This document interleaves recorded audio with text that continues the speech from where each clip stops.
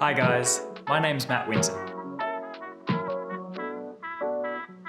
We're simply pouring all of the water all at once. Cheers.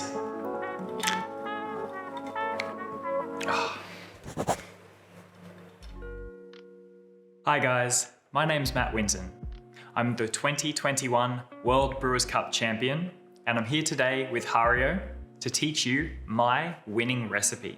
I want to talk to you a little bit about some options that you have if you don't have a gooseneck kettle or if you want a little bit more consistency in how it's pouring. Along with HARIO, my good friend Pete Licata helped to design the V60 Drip-Assist. And this is a device that you place on top of any V60 and it's going to help you be more consistent with your pours. It's got two areas of pouring.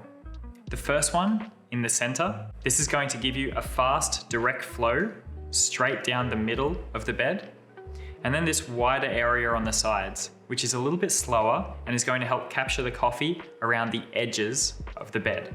After we've rinsed our paper filter and put our 20 grams of coffee in, we're going to simply pop this one on top, and you'll notice it fits very snugly in any V60. Porcelain, plastic, metal, it's all good. So we're going to grab our same water, and we're going to do our same recipe. 93-degree water in the center first, and then we just move it to the outside. With this particular recipe, you don't need to be too worried about if it's 60 grams, 61, 62, 63, it's okay.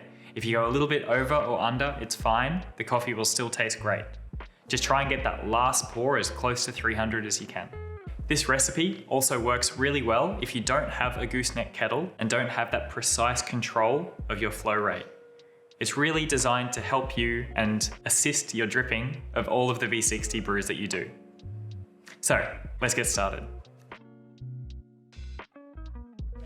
We've got our kettle here. We're going to tear it and start our timer. And we're going to do the pouring in the center and then just to the side. So let's get started. So a little bit in the center, and then we're going to simply move out to the side, up to around 60 grams. As you can see, I've also gone a little bit over with my pour. It's not the end of the world. In fact, this first pour, the bloom, is going to be responsible for whether you have more acidity, sweetness, body. It really can shape the way that your brew tastes.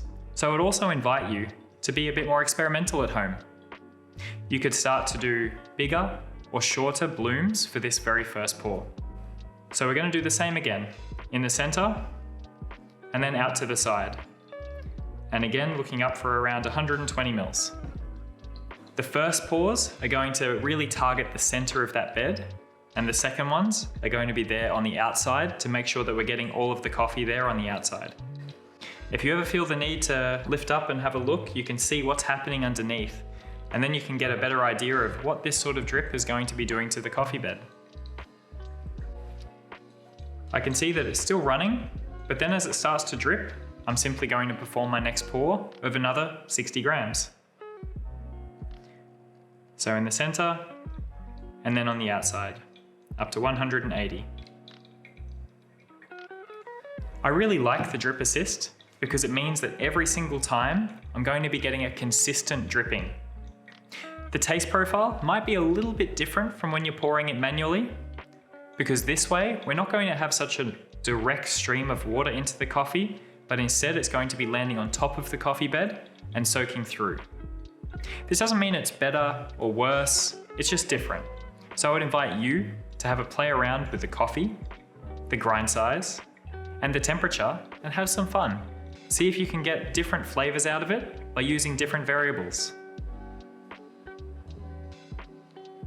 So next, up to 240. That's fine, 2 grams under, it's all good. I want to talk a little bit about the grind size as well. Just like with the standard 5-pour recipe, with this one, if you notice it's taking a little bit too long, longer than you would like, you can simply go more coarse or more fine in order to get the taste result in the time that you want. If it takes too long to go through, look to make that grind setting a little bit coarser. If it goes really fast, look to instead make that grind setting a little bit finer. And final pour up to 300, as close as we can. In this case, I'm a few grams over, but it's all good. And then this is going to be our final pour, and we simply let it all drain through. Once the water is finished draining from the V60 Drip-Assist, we can simply give it a little swirl around just to make sure that any water trapped around the edges has gone through. It's a little bit there, not too much. And then we have our final brew in around 3 minutes 30. Very similar to our standard 5-pour method. Enjoy the smell, and then we can get ready to start drinking. It smells amazing, I can't wait to try it. One of the things that I like most about the V60 Drip-Assist is that it can also be used across any of the V60 materials, whether it's plastic, metal, porcelain, glass, even copper. It really works on any device and is going to help you get more consistent and accurate brews at home. So guys, that is the same 5-pour method with the HARIO Drip-Assist, co-designed with Pete Licata. I hope that this device can help you get better brews at home.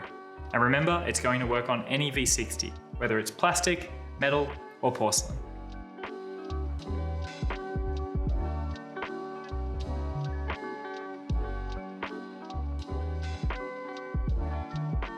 Thank you for watching.